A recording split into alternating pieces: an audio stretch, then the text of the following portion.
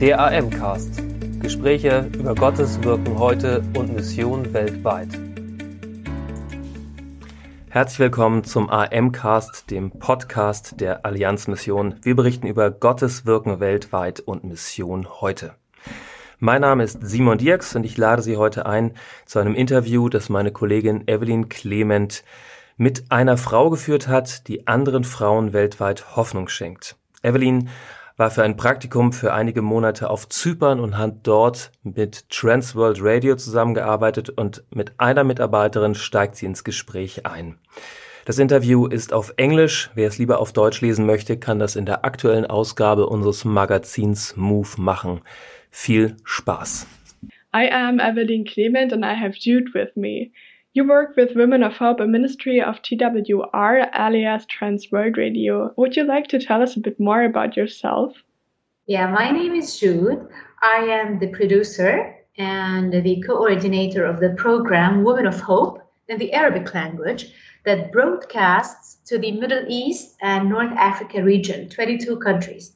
What makes our region special is that 22 countries, they all speak English, they all speak Arabic with different dialects. And this is what makes it special, is that just one language can reach out to 22 different countries. And the Women of Hope program is a program designed for women, for Arab women in the Middle East and North Africa, which talks about topics that Arab women need to know about, or they search about, and they're not comfortable to talk about them openly. So this is what the program mainly does. It tackles emotional, psychological, social, spiritual topics that Arab women need to listen. What kind of topics are these? These topics, they range from spiritual questions to social questions. I can tell you maybe later in details about what we talk about. Psychology, emotion, spirituality, relationship with God, marriage, parenting, self-worth, self-value, different kinds of topics. Is there a special reason why you use radio programs? Okay, like nowadays, the media platform is so big, it's so wide. There are like hundreds of media platforms, and now with the rise of the social media and everything, the world has become one in terms of connection. But nevertheless, radio still plays a very important role, especially in the MENA region. Why? Because in the Middle East and North Africa, the women especially, they're not allowed to be as exposed and as open as the Westerns and as the Europeans. That's why when it comes to radio, which is a small device that women or men, adults, they can have and they can listen to these audio programs wherever they are, quietly, in a quiet time, privately, securely. Because when it comes to ministering to these women, security has to be taken into consideration. It's not something taken for granted. However, in addition to radio, the program is aired on the radio frequency, but at the same time, we are on different media outlets, such as social media, whether Facebook, Instagram, and we have the online internet radio, which is 24/7 broadcast. So we are everywhere. But radio remains the first outlet, and we don't forget to ride the wave of every single new media platform that comes our way. Because our purpose is to reach as many women as possible with whatever media we have. Yeah, that makes sense. I think there are also security issues in the Middle East, right? Because our Christian content is not that easy to send out there. Maybe you can tell us a bit more about the difficulties women face in the Middle East? Yeah. For me, from what I have seen as a Christian and as someone who lives among Muslims, perhaps one of the greatest challenges is when the society or the culture or the tradition or the religion silences women. They shut them down, they shut them off. They're not allowed to talk. they're not allowed to speak. They're not allowed to think. They're not allowed to ask. When they practice this kind of oppression on women. And this is seen in different ways, whether it's in the lack of education. Women, they're not given that priority to get educated because it's a male-dominated society. And the male gets the priority to get a good education, whether at school or at university. So that's why girls, from the moment they're born, and I'm not talking about the Christian minority, I'm talking about the biggest population, which is the Muslim world. The male is the dominant figure, which means women are silenced, they're hidden from the world, and we see this kind of hiding through the veil that is imposed on them. They're not allowed to question, they're not allowed to think, everything is spoon-fed for them. And this creates inequality because the male gets all of the privileges that he can have, whereas the woman is not allowed even to think about these things. In addition to all different kinds of abuse that a woman can face, such as verbal abuse, emotional abuse, when she is totally shunned from the world, when the male figure in her life, whether her dad or her husband or her brother, they practice a kind of abuse toward these women. Physical abuse, every single thing, every single kind of abuse that you can think of. So these are the main difficulties in which there is inequality. And the reason for this, it's because of the religion, the dominant religion, that teaches and encourages and empowers men to do this to women. So how do you meet then their needs? How do you maybe try to uplift this woman? Yeah. From my experience, I've been doing this for the last 9 years. I started this program in 2011, actually 10 years. Yeah. Yeah, it's been 10 years. Congratulations to 10 years. 10 years. Oh, yeah. Now I realize that I'm getting old. So how do we meet their needs? First thing, it's through the radio programs and the audio programs that we do, because they're not allowed to question or to talk or to think. That's why we talk about these topics on their behalf. So we trigger these questions, and when they listen to them, a lot of truth is exposed to them. So through these radio programs that tackle these sensitive and taboo topics that they're not allowed to talk about, we talk about these openly, lovingly, wisely.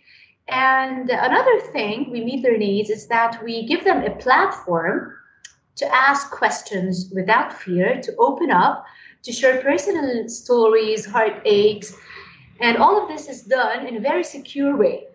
So a lot of these women, they don't show their real name or their real identity at first. But then, as they build more trust with the follow-up team in TWR, and they become to feel that we can talk to these women, we can open up to them, and they listen to us. And something very important, how do we meet their needs? Sometimes we think that we just need to talk and preach on them and teach them. Many times, the only thing that they need is to listen. Just listen. Let the woman talk and just listen to what she's saying and cry with her and feel with her without giving any advice. And in this way, you will be meeting their needs sometimes way more than talking and preaching. That's beautiful. So is there an opportunity that they can call you, or are they writing you? Yeah, there are so many different ways in which they communicate with us. There is the regular email, there is the WhatsApp, there is the SMS, there is like the Facebook, Instagram, all of these kind of social media connections. And yes, they call, of course, they call using WhatsApp. And sometimes they call using like a regular phone call or a Skype, or all different kinds of social media. Because I was thinking about like in Iran, the government is really watching out on social media and stuff, and is kind of trying to control this. Yeah. So I was thinking in how far this may be a security issue, or I don't know, is there a security issue with that? Well, definitely there are security issues, but it's not as conservative as Iran, because here in the Middle East, the social media is way more open. Okay. And they cannot track every single activity that's happening. You know, you have millions of voices there. So what women do is that they at first they're scared, they're intimidated, they don't know if they trust these people or not. But then later, as this relationship and trustworthiness develops more and more, they go private. And this is where like communication becomes deeper, and they tell us their stories. It's not just a general superficial communication. It becomes more deep, more intimate, in which they tell us their stories. Okay. So is there a special goal you have in mind for these women? You mean like what's the goal of doing these programs? This is what you mean? Yeah, or something. I mean, there may be for every season, for every program, maybe another goal which you maybe have in mind, which could change the lives of these women. But is there a special goal? Well, for me, there's more than one goal. The first one is to promote awareness. Awareness is very important because I'm totally against ignorance. And unfortunately, the Arab women, because they are raised in such, in this religion, ignorance is encouraged. Because the more you're ignorant, the more you're encouraged not to ask. And the more you're encouraged to take things as granted, as inherited from the tradition, from religion. So when we talk about things and we shed the light on important things, the first goal we're doing is that we are educating these people and helping them to come out of the darkness of ignorance they're in. Now, when they're out of this darkness, we work on their hearts, because I believe we are women, and what makes us special is our hearts. Yes. And how we think, how we feel. So if they remove the heart from our hearts, we won't be special anymore. You know, we're not mechanic as men. Although, as I told you, the first thing is ignorance. The first thing is like to promote awareness. So the mind is very important. But when it comes to a woman, there is a special way to talk to her mind, which is through her heart. And this is what we do. We talk all about these topics by talking to her heart. And there are different ways in which we can talk to her heart. One of the things, as I said, is when we listen, is when we don't judge, is when we show acceptance to what she's being through, is when we show her, and this is the core of what we do, how much she's valued and how much she's precious in the eyes of God. And how much God knows her name, even though she might be veiled from the world and people might not know who she is, but the Lord knows her name. And each one of them is special. And he knows each one of them by her name. And he came to die in order to give her value and life and worth. So this is the goal of everything that we do. And anything that they need, like any kind of advice, any kind of help, sometimes legal help, sometimes financial help. Although we don't help financially, as in financial help, but you'll be surprised that just a listening ear, just a small gift, can be worth more than millions that you can give them. That's beautiful. Let me tell you why. Ask me the question, why is this important for a woman? Why is this important for a woman? Yes. Okay, let me tell you why. And this comes here to the heart of what we do. Because in this region, sadly, women are not loved for who they are. 3 words I want you to remember. They are abused, misused, and used. This leaves the woman feeling unworthy. I'm worth nothing. Who am I? No one cares about me, not even my dad. My dad physically abuses me. My brother rapes me. My husband hits me. Who am I? I'm no one. I'm not loved. I'm worthless. So when it comes to this, to the core essence of not feeling loved, the woman is destroyed. Who is she anymore? And when they hear about the unconditional love of Jesus, when they hear about the Samaritan woman, how he met with her on the well, how he spoke with her, how he gave her value, how he gave her hope, how he forgave her, and how many stories of the Arab woman are very close to the Samaritan woman, to the adulterous woman, who everyone was holding rocks, and Jesus said, whoever hasn't done a sin, let him throw a rock first. And we see how Jesus, when we shed the light on Jesus' unconditional love and how he gave value to these women and how he came to try to give you this value, this is what triggers them to accept the message, because they want to be loved genuinely. They don't want to be abused. They don't want to be taken for granted. They want to trust this kind of love because they don't see this genuine love in their daily life. So when they hear about Jesus' love, this changes everything. That's beautiful. So I was thinking about what you maybe have as a personal message you want to share with these women.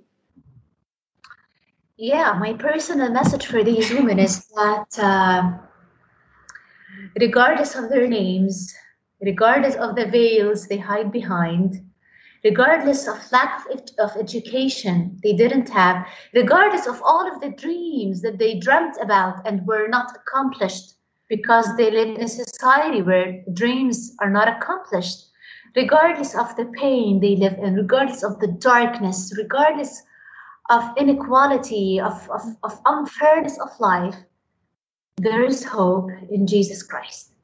And the message that we always say is the Bible verse, I have come to give them life abundantly. And there is hope and a future with Jesus. So this is the message that we always say in different ways, in different styles, but this is the main message all the time. It's beautiful. How did you get to Women of Hope? Was there a special way, or did you just find out about it? Because I used to work in media, I've always been involved in TV and then in radio, and I did for a few years radio for youth. And then when the opportunity of Women of Hope Arabic to start, because Women of Hope is broadcasted, I think now in more than 80 languages around the world. So back then, Arabic was still language number 17 back then. I felt it was a calling for me now to stop like doing youth and now go for a woman, as I felt what it means to be a woman. I was getting older. I was no more a youth, in the sense of youth. Yeah. And I was aware about what's happening around me in the world and the women that I meet and that I know and the hidden pain they hide inside.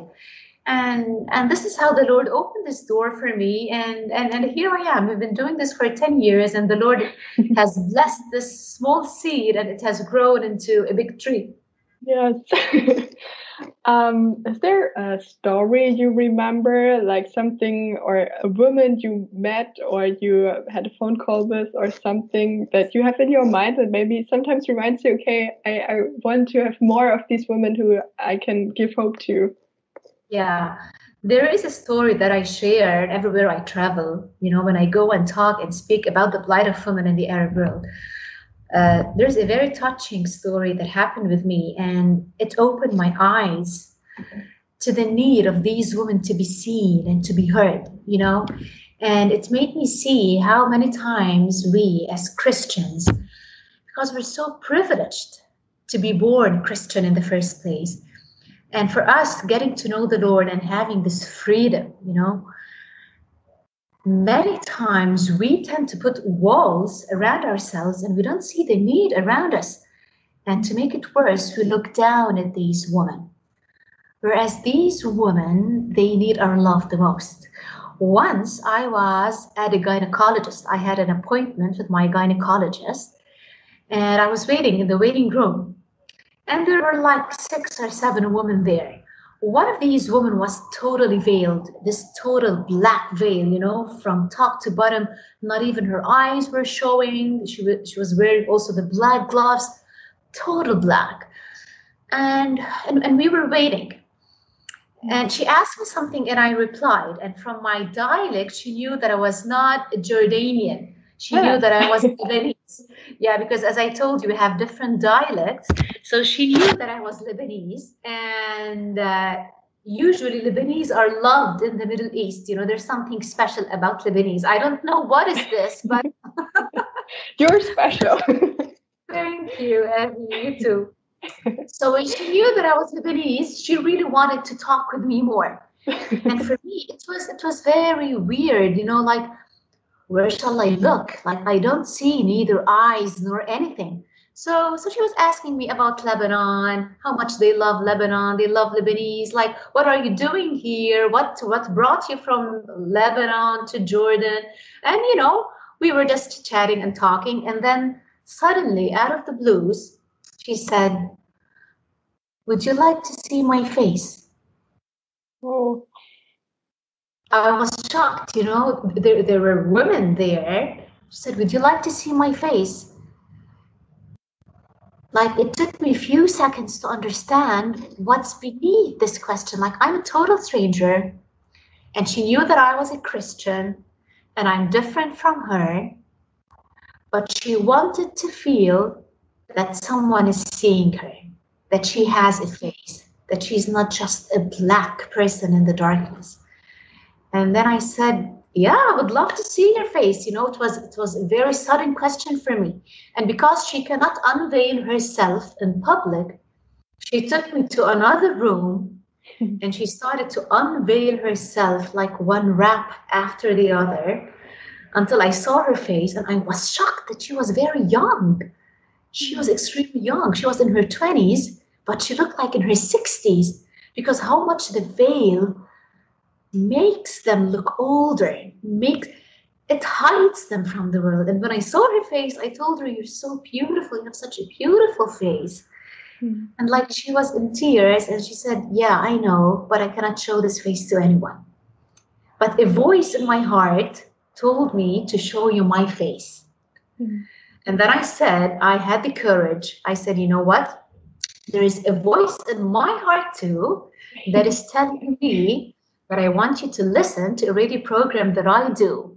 And while we were there in that separate room, I downloaded the app, the radio program, and I said, because she was telling me, "I love how you talk, I love your voice, I love your dialect." And I said, "Okay, if you'd like to hear me more, there's a way that you can hear me." So I downloaded the app and I played a few episodes. So she, "Is that you? Is that you?" I said, "Yeah, that's me." And she said, "Yeah, that's you." So she started to listen to Women of Hope program. I didn't have any contact afterwards, but I know that the seed was planted there. And I believe that the Lord will do his own part. Oh, yes. And this shows us how many times, and I would love you to quote me on this, because like, this is the core of what I talk about. Many times as Christians, as people living in a privileged country, especially you guys, those who live in the West, many times we are the women and the people who have veils on our hearts. We might not have veils on our faces, but we might have veils on our hearts, which blocks the feelings and the love towards these people who have inherited this kind of religion. They didn't choose it. It's imposed on them. They're forced to believe in it, to practice it. And once they decide to step out, they're persecuted, they're killed, they're imprisoned. And this should make us be blessed and thankful, just because we have Christ in our heart and we have freedom to be a woman and to practice our womanhood and to enjoy the basics of being a woman. Yeah. Like many times we don't know what it means to have nice hair, to go to the salon and fix our hair, to show our beauty to the world, to show our skin to the world, while millions and millions of people, of women around the world, they're deprived and they're hidden behind these veils, not being allowed to practice the basics of their womanhood. That's true. We can be thankful. I was thinking about if there's a favorite series you have with Women of Hope. I have two favorite series. Actually, we've done more than 12 series, I think. It's like been more than 400 or 500 episodes on air.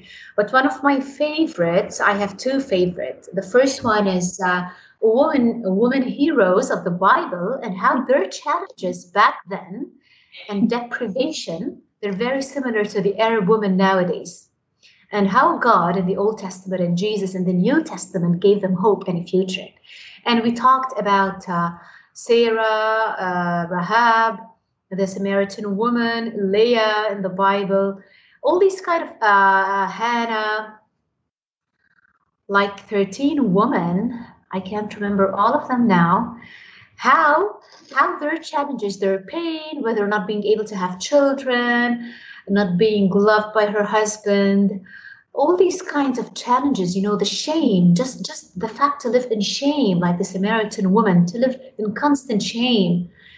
And how the women nowadays in the Arab world face the same challenges, like it has always been the same. It's 1,000 years ago, and even now, it's always been the same. The challenges, the pain, it's still the same. And this shows the power of God. This shows the power of Jesus, what he's done. That what he has done in the past, he still can do now. That the same way that Jesus gave hope, forgiveness, and a new beginning for those women in the olden days, he can still do the same thing with the same challenges that women face nowadays. So this is one of my favorite series because it tackles real life issues. I always love it when we just don't preach from behind a pulpit. When we talk, when we address practical problems, practical challenges, we get close to these women. And another series that I love is also like very practical. It's called Hope Amidst, like you have hope amidst. And we talked about depression, death, illness, displacement, because we have a large population of refugee people, divorce, neediness, bullying, broken relationships. So this series is also very close-hearted to these women, and they can identify their needs and what they go through with these topics. Well, that's so important. I think you hear many stories that are really, really heartbreaking, and I can imagine that it's not always easy to maybe feel kind of distant because you're not like right next to them. You can't just get into their lives as a best friend, but also you're in a way close. So I think you would still say there's a distant friendship. Is there? Okay, when it comes to these women, because they all come from broken relationships, broken hearts, the only thing that they need is to be loved, to be heard, as I told you before. So at first, they need time to develop this kind of trustworthiness. And then when the ice is broken, a kind of friendship develops, and in which they dig deeper and they share their stories. Some of the stories are overwhelming. You cannot believe like there's a human being that undergoes this. At first, for me, I thought that this is impossible. They're being dramatic, this cannot be true. But later, when you see when you see the scars in their lives, when you see the emotional scars, even the physical scars, you are hit with reality, that this is reality. If we don't experience this as a woman, it doesn't mean it's not there. And it's very difficult because you need to be wise how to empathize with them, to show them empathy, and at the same time to keep boundaries, and at the same time not to jeopardize or risk their security.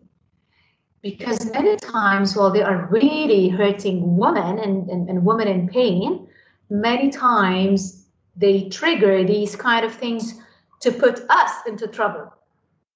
Yes.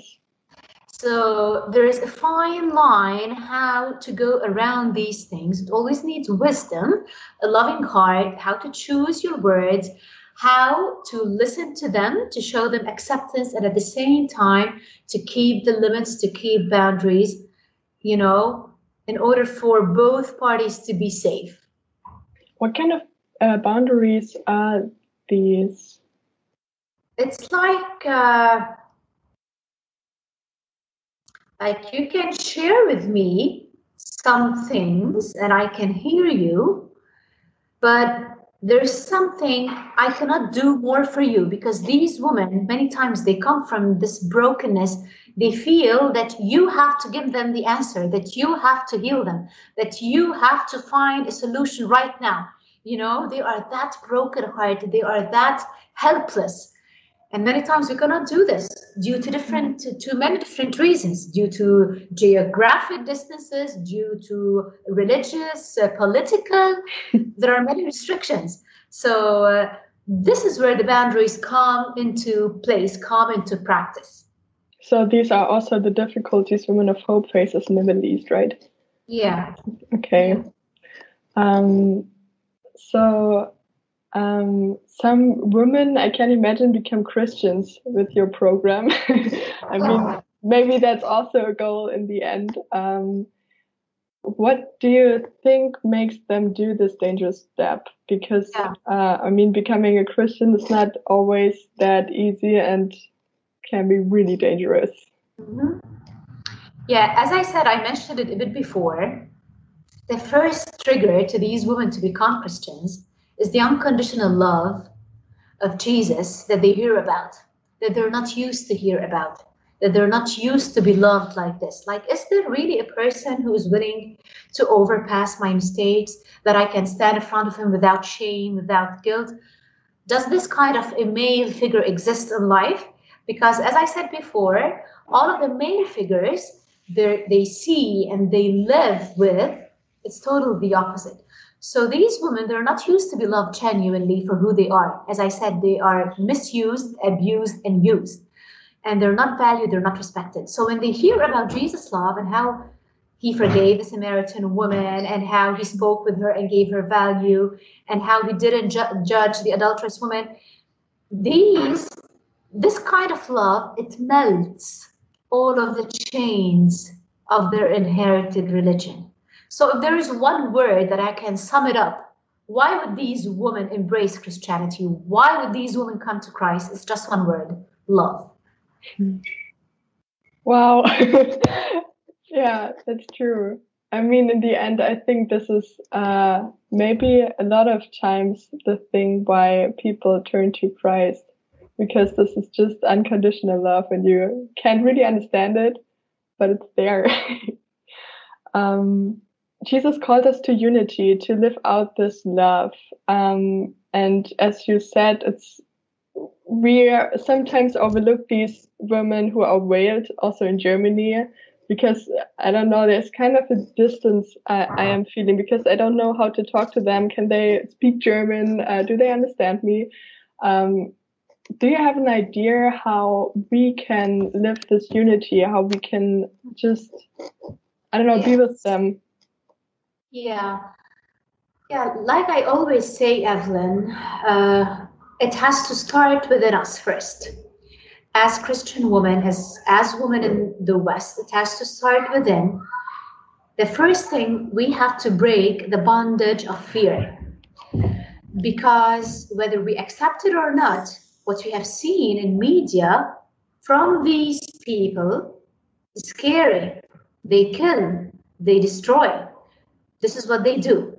But as I always say, the problem is not in Muslims. The problem is in Islam. And there's a lot of difference. Muslims are people just like you and me who have inherited this satanic religion. Many of them want to come out of it, but they can't. And this is where our role comes. So when we break this fear, when we look at these women and we know that there's a human being, there is a soul, there is a face behind this veil, behind this darkness, behind this killing, behind this blood, behind what we see on TV, when we treat them as precious souls, and by the way, I'm no way better than them. Jesus died on the cross for me equally the way that he died on the cross for them. I'm in no way better than them. And when a Christian who doesn't accept Christ's love, he will end up in hell the same way they will end up in hell if they don't. So I'm in no way more privileged than them. When we believe in this, when we understand this, and when we find these women, whether we are walking on the street, whether we see them at a supermarket, if we are shopping, whatever we're doing, it only needs a smile. Just smile to these women. Just say hi to these women, especially the Muslims who have been, the refugees. There are millions of refugees now scattered around the world, the Western world. Just smile. Just say hi. Just say, like, how are you? Or maybe, like, you can learn a few words, in Arabic, in which you can start. I know that you cannot carry a conversation, but just a smile, just a how are you? Just how's your child? Are you okay? Just these simple basic things. It shows them that you have seen them and they have been seen. Just like the woman at the gynecologist who was seen, they want to be seen. Many times you think that it's mission, ministry, traveling, talking, fundraising. These are good. But for women who have their hearts, we're talking about hearts, who understand with the language of the heart. But for these women, just a smile, just a hello, just do you need anything?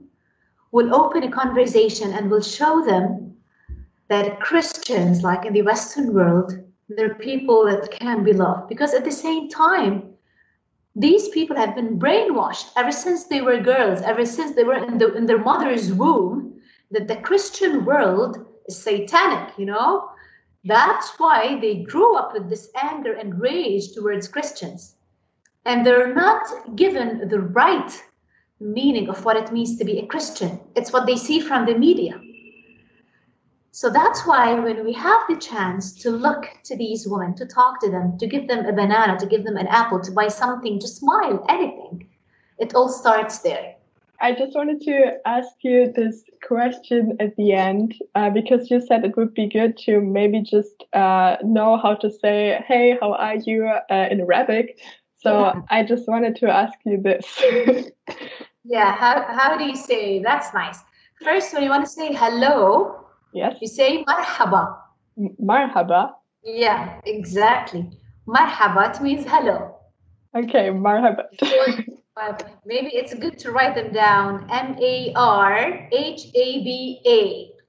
How are you means kifik. Kifik. All right. Exactly. Kifik. It means how are you? Another nice question that you can ask, which is, are you happy? Oh, that's good. And this kind of question, I ask these women this question a lot.